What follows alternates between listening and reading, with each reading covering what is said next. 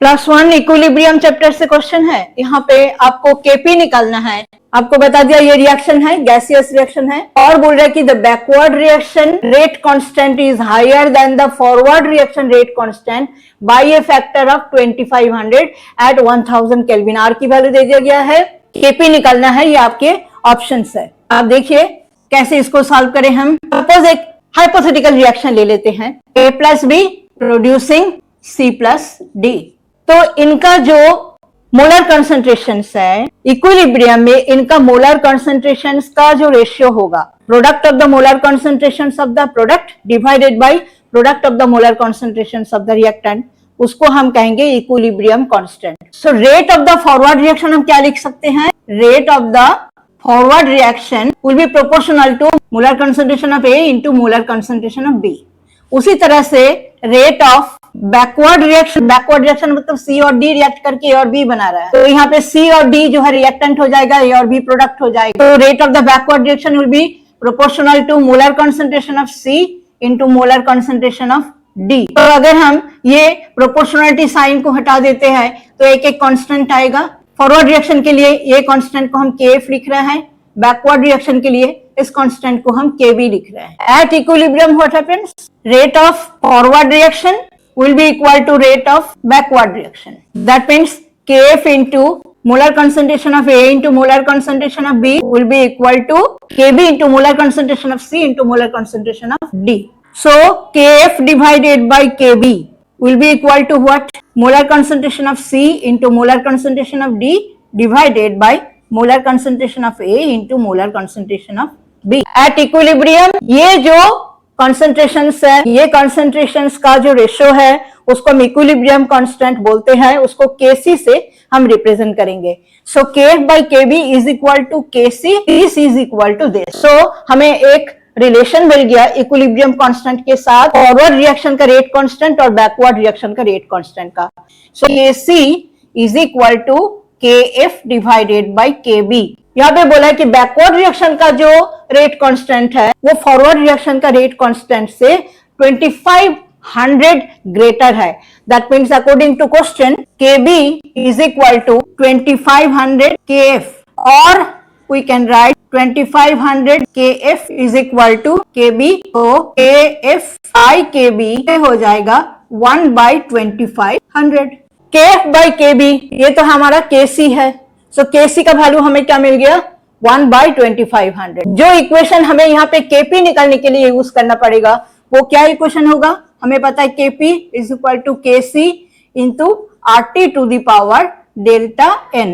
Delta n क्या है, delta n is the difference in the number of moles of the gaseous product and the number of moles of the gaseous reactant. तो यहाँ पे देखिए A getting converted to 2B, तो number of moles of the gaseous product is 2, that of reactant is 1। So delta n का value क्या होगा, 2 minus 1, so it will be 1।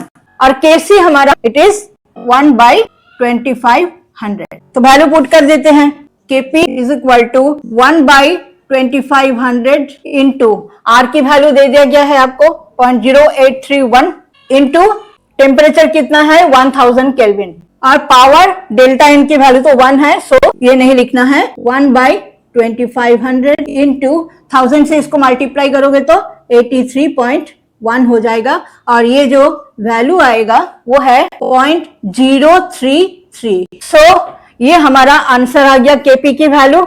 So option 3 correct option हो रहा है। यहाँ पे कार्बोक्सिलिक एसिड से क्वेश्चन है, यहाँ पे एसिडिटी को आपको कंपेयर करना है। Now you know that acids are proton donors, जो जितना इजीली प्रोटोन को डोनेट कर पाएगा वो उतना स्ट्रॉन्ग एसिड है। तो यहाँ पे जो एसिड्स है वो है HCOOH, CH3COOH, CH3 whole 2 CHCOH and CH3 whole 3 COOH। आपको पता है कि alkyl groups are electron donating groups, and electron donating groups what they do, they decrease the acidity of the acid. तो एक एक करके हम लेते हैं। सबसे पहले HCOOH, देखिए यहाँ पे ये जो COOH है इसमें C के साथ कोई अल्काइल ग्रुप अटैच नहीं है, एक हाइड्रोजन एटम अटैच्ड है जिसका कोई electron donating inductive effect plus effect नहीं है, जिसकी वजह से यहाँ से ये जो ऑक्सीजन है और हाइड्रोजन है, इसके बीच में बॉन्ड है। आपको पता है oxygen is more electronegative, so oxygen क्या करेगा, ये बॉन्ड के इलेक्ट्रॉन्स को अपनी तरफ जो है पुल करेगा, अपनी तरफ पुल करेगा, तो ये बॉन्ड इजीली टूट सकते हैं और यहां से H+ रिलीज इजीली हो सकते हैं। इसके बाद हम आ जाते हैं CH3COOH में। इसमें देखिए ये जो कार्बन एटम है, ये कार्बन एटम एसिड ग्रुप के उसके साथ एक मिथाइल ग्रुप है। Methyl group means alkyl group sir electron donating, electron release करेगा और इलेक्ट्रॉन जब वो रिलीज करेगा तो क्या होगा, पहले ये रिलीज किया, ये कार्बन में रिलीज किया, तो ये कार्बन और ऑक्सीजन के बीच में जो बॉन्ड है उसमें भी इलेक्ट्रॉन रिलीज हो गया। ऑक्सीजन के ऊपर इलेक्ट्रॉन डेंसिटी इस तरह से वो इंक्रीज कर देगा due to the plus effect of the alkyl group, because oxygen के ऊपर अगर इलेक्ट्रॉन डेंसिटी इंक्रीज हो जाती है तो oxygen hydrogen bond will become very strong and polarity कम हो जाएगी। पोलैरिटी कम हो गई तो ये बॉन्ड इजीली टूटेगा नहीं और इससे जो है H+ का निकलना जो है थोड़ा सा डिफिकल्ट हो जाएगा। तो देखिए यहाँ पे ये जो कंपाउंड है CH3 इसमें 2 मिथाइल ग्रुप अटैच्ड है, तो दोनों ही अपना इलेक्ट्रॉन रिलीज करेगा इस तरह से। अल्टीमेटली यहाँ पे ये कार्बन में जाएगा इलेक्ट्रॉन, फिर ये ऑक्सीजन में जाएगा, ऑक्सीजन हाइड्रोजन बॉन्ड यहाँ पे और स्ट्रांग हो जाएगा। तो इस तरह से जैसे जैसे अल्काइल ग्रुप के नंबर्स इंक्रीज होते जाएंगे एसिडिक स्ट्रेंथ उतना डिक्रीज होता जाएगा। लास्ट है आपका ये कंपाउंड जिसमें 3 मिथाइल ग्रुप है। तो देखिए 3 मिथाइल ग्रुप से इलेक्ट्रॉन रिलीज होगी कार्बन की तरफ, कार्बन से इस कार्बन में, फिर इस कार्बन से ऑक्सीजन में, ऑक्सीजन हाइड्रोजन बॉन्ड यहाँ पे स्ट्रॉन्गेस्ट होगा एंड दैट्स व्हाई इस कंपाउंड से प्रोटॉन का रिलीज होना it will be the most difficult, that's why इसकी एसिडिटी सबसे कम होगी। तो which order you think should be the correct one? Formic acid is stronger than acetic acid is stronger than dimethyl acetic acid, and dimethyl acetic acid is even stronger than trimethyl acetic acid. And so option 3 will be the correct answer है। Biomolecule से question है class 12 students, इसमें vitamin जो आप पढ़ते हो और उसके डेफिशिएंसी के कारण जो डिजीजेस होती है, तो लिस्ट 1 में विटामिन के नाम है, लिस्ट 2 में डेफिशिएंसी डिजीजेस के नेम्स हैं। आपको करेक्टली मैच करना, चूज करना है करेक्ट ऑप्शन यहाँ पे। तो सबसे पहले देखिए विटामिन B12 की डेफिशिएंसी से पार्निशस एनीमिया होती है। पार्निशस एनीमिया क्या डिजीज है? आपके ब्लड में जो रेड ब्लड सेल्स हैं वो कम होते हैं, तो उसको बोला जाता है pernicious anaemia. Vitamin B12 will match with number 4। Vitamin D की डेफिशिएंसी से होती है रिकेट। रिकेट क्या है? Deformity in the bones specially in the children. तो बोन जो है सॉफ्ट हो जाते हैं और बेंट हो जाते हैं, तो ये जो डिजीज है ये है रिकेट और ये विटामिन डी की डेफिशिएंसी से होती है। तो विटामिन डी जो है बॉडी तो प्रोड्यूस नहीं कर सकते हैं, लेकिन जो सनलाइट है, सनलाइट में अगर हम बॉडी को एक्सपोज करें तो सनलाइट से भी हमारे बॉडी में विटामिन डी को प्रोड्यूस किया जा सकते हैं। सो ये विटामिन डी के साथ हम मैच करेंगे नंबर 3 को। विटामिन B2 की डिफिशियंसी से होती है ये डिजीज जिसका नाम है काइलोसिस। काइलोसिस क्या डिजीज है? काइलोसिस में जैसे लिप्स, जो विंटर सीजन में लिप्स क्रैक कर जाते हैं, माउथ के जो कॉर्नर्स है उसमें क्रैक हो जाते हैं, उसको काइलोसिस कहा जाता है और वो विटामिन B2 के डेफिशिएंसी से होती है। तो इसको हम नंबर 1 के साथ मैच करेंगे। लास्ट है vitamin B6।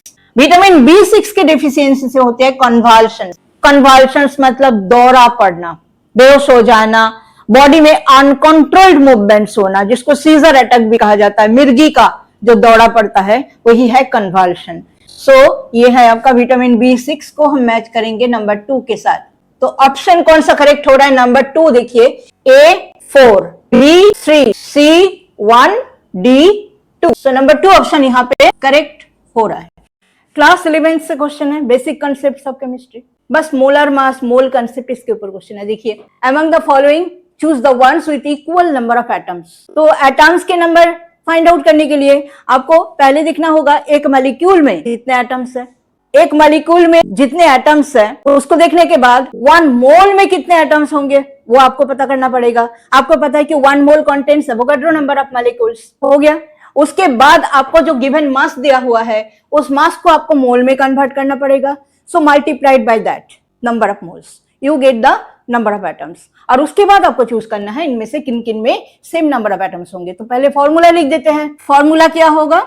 Number of atoms will be equal to given mass divided by molar mass. इससे आ जाएगा number of moles multiplied by atomicity. What is atomicity? Atomicity is the number of atoms present in one molecule of the compound multiplied by Avogadro number Na. So by using this formula we can easily calculate the number of atoms present in this compound. Number A में है 212 gram of Na2CO3. Molar mass दे दिया गया है सबका 106 ग्राम इसका. So number of atoms कितना होगा? 212 divided by 106 multiplied by what is the atomicity of Na2CO3. इसमें कितने एटम्स है? 2 सोडियम के एटम, 1 कार्बन के एटम, 3 ऑक्सीजन के एटम. तो 3 1 4 2 6 एटम हो गया. सो एक मॉलिक्यूल में 6 एटम है तो 1 मोल में कितने एटम्स होंगे? 1 मोल में Avogadro number of Na2CO3 molecules होंगे. एक मॉलिक्यूल में 6 atom. So number of atoms in 1 mole will be 6 Na से एवोगाड्रो नंबर को हम रिप्रेजेंट कर रहे हैं तो यहाँ पे इजीली हम कर लेंगे अभी. सो ये डिवाइड करने से तो 2 आएगा. सो 2 into 6 12 Na. ये नंबर ए में हो गया 12 Na. नंबर बी Na2O मास कितना है? 248 gram divided by molar mass 62 gram multiplied by what is the atomicity? Na2O मतलब 2 सोडियम के एटम, 1 ऑक्सीजन के एटम, तो 3 atom.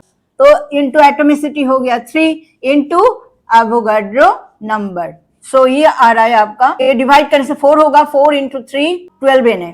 Then is number C atomicity of sodium hydroxide. 1 sodium के atom, 1 oxygen atom, 1 hydrogen atom. Atomicity is 3. तो it will be 240 divided by molar mass is 40 into 3 into Na. So this will come 6 into 3, that means 18 Na.